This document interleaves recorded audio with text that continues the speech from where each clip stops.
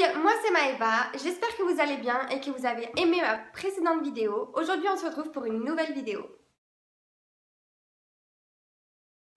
Aujourd'hui, cette nouvelle vidéo concerne la grossesse et les rendez-vous médicaux. C'est vrai que des fois c'est un peu difficile parce qu'on ne sait pas où aller et quoi faire comme rendez-vous parce qu'on a plein de rendez-vous à prendre, plein de choses à faire et on ne sait jamais dans quelle heure de les faire. Donc aujourd'hui, je vais tout vous dire de A à Z, comme ça vous serez au top. Comme vous le savez, une grossesse ça dure 9 mois, donc aujourd'hui je vais vous dire ce qu'il faut faire tous les mois, un par un, donc à vos stylos et à vos agendas.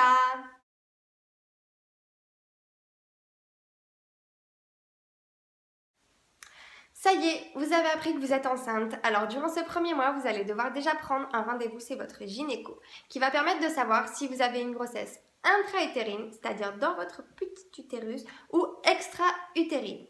Il va également regarder votre poids et votre tension.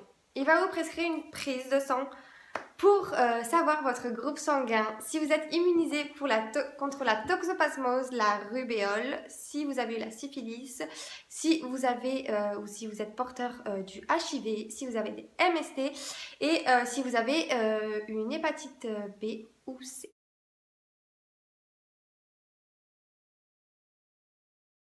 Ça y est, c'est le deuxième mois de votre grossesse. Donc, vous allez avoir les résultats de votre précédente prise de sang. Donc, normalement, vous allez avoir toxoplasmose, rubéole, etc. Donc, si vous n'êtes pas immunisé contre la toxoplasmose, vous oubliez les sushis, vous oubliez le carpaccio, vous oubliez les salades dans les restaurants, etc. Parce que vous ne pouvez plus manger de choses crues si elles ne sont pas extrêmement bien lavées. Et vous ne pouvez plus manger de viande crue, de poisson cru. Il faut que tout soit extrêmement bien cuit parce que si vous avez une bactérie de la toxoplasmose qui est ingérée par votre organisme, vous pouvez à tout moment faire une fausse couche ou des problèmes avec le bébé. Donc il faut extrêmement bien laver les aliments et extrêmement bien les cuire. Et surtout aussi, j'ai oublié, si vous avez un chat, il faut dire à votre compagnon, à votre mère, à votre grand-mère, à votre soeur de changer la litière parce que vous ne pouvez plus toucher les selles de votre chat car la bactérie de la toxoplasmose se trouve dans les selles. Donc les choix, il faut s'en éloigner ou il faut faire très attention.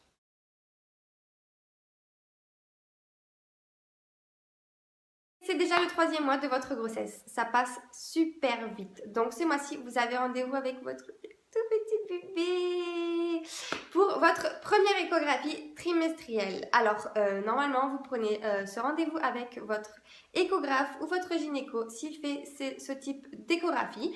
Et durant le rendez-vous, vous allez savoir la longueur entre sa tête et ses pieds pour dater exactement le début de votre grossesse, mais aussi vous allez savoir son épaisseur nucale qui va permettre de dépister ou non une trisomie 21 chez votre bébé, qui je n'espère ne vous arrivera pas, à personne d'ailleurs. Et normalement ce sera tout pour ce troisième mois.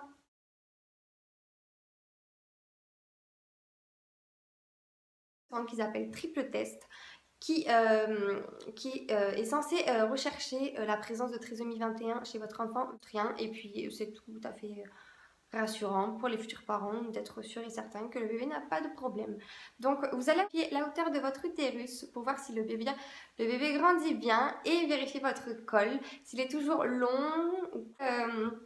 Vous allez aussi devoir refaire une prise de sang pour la toxoplasmose ou la rubéole si vous n'êtes pas immunisé.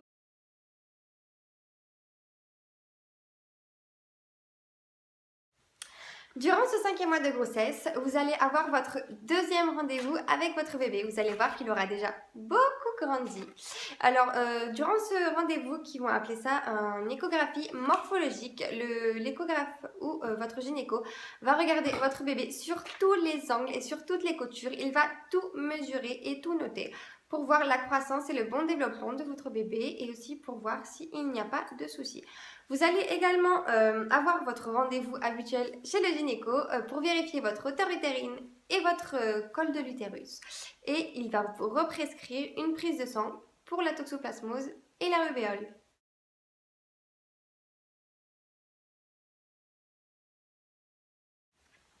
Durant ce 6e mois de grossesse, vous allez devoir prendre un rendez-vous gynéco pour qu'il vérifie encore une fois votre hauteur utérine, votre col et qu'il vous represcrive une prise de sang pour la toxoplasmose et la rubéole.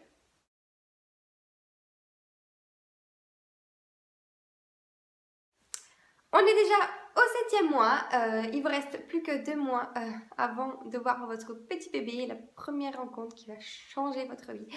Alors, ce mois-ci, vous allez comme d'habitude avoir un rendez-vous gynéco pour vérifier votre hauteur utérine et votre col de l'utérus. Il va également vous represcrire une prise de sang pour la toxoplasmose et la rubéole et vous allez surtout prendre le rendez-vous pour votre 3e écho trimestriel qui se déroule entre la 31e et la 33e semaine d'aménorrhée.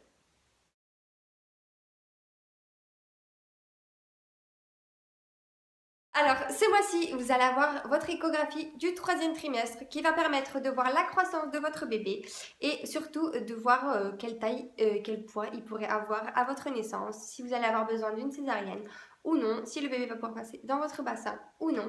Vous allez également avoir votre rendez-vous habituel chez le gynéco pour vérifier votre col et votre hauteur utérine et il va vous represcrire la prise de sang pour la toxoplasmose et la rubéole, mais vous allez surtout prendre votre rendez-vous chez l'anesthésiste pour le début du 9e mois.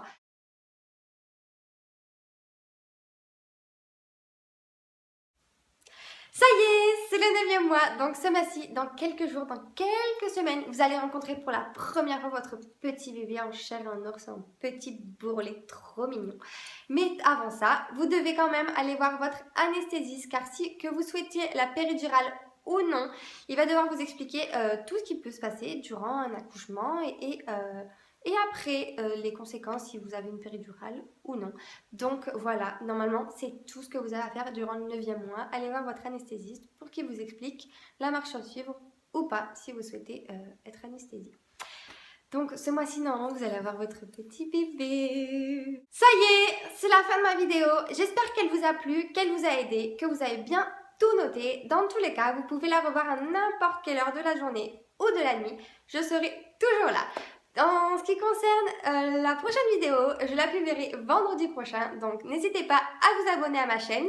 Vous verrez dans la barre d'infos, je vous ai mis ma page Facebook ainsi que mon Instagram, donc je serai là tous les jours avec vous. Je posterai des petites vidéos, des petits messages et j'espère qu'on se revoit très vite. Je vous fais plein de bisous.